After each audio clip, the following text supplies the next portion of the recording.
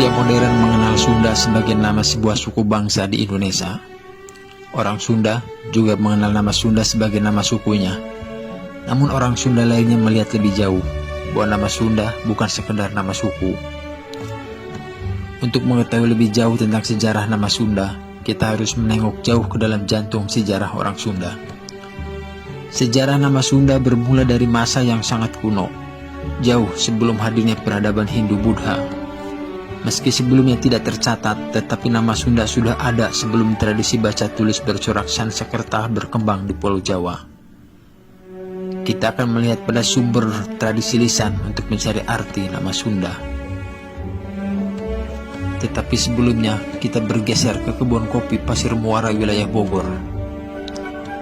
Saat itu, tahun 1863, Jonathan Ring, seorang tuan tanah, menemukan sebuah batu prasasti saat para pekerjanya sedang babat hutan untuk kepentingan penanaman kopi.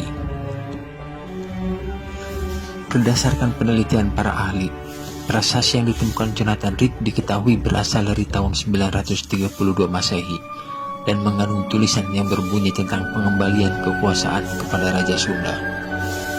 Kata Sunda dalam prasasti kebun kopi itu menjadi sumber tertulis pertama dan tertua yang menyebut nama Sunda. Kita beralih pada sumber tradisi lisan, Pantun Bogor, sebuah teks tradisional dari wilayah pegunungan Jasinga memiliki pendapat bahwa nama Sunda berarti wareh nu nyampurnakeun atau bagian yang menyempurnakan. Kata Sunda dianggap berasal dari akar kata Senda, dan kata itu sepenuhnya diklaim sebagai kosakata Sunda. Tetapi bagian lain dari pantun tersebut juga menginformasikan bahwa kata Sunda bisa diartikan suci, bening, atau terang. Arti kata itu sama dengan arti kata Sunda dalam bahasa Sanskerta.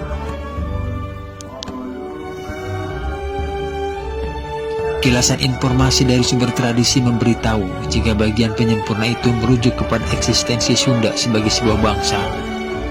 Disebutkan bahwa bangsa Sunda adalah bagian tak terpisahkan yang membuat sebuah negara atau kekuasaan menjadi utuh dan lengkap. Tanpa partisipasi dan keterlibatan masyarakat Sunda, maka yang namanya negara tidak akan terwujud secara utuh. Hal ini memiliki kesesuaian dengan teks Wangsit Siliwangi yang menginformasikan tentang kekacauan negara karena orang Sunda disisihkan. Dan kemudian orang Sunda pun harus dicelupkan atau dipanggil kembali untuk bersatu agar negara kembali utuh.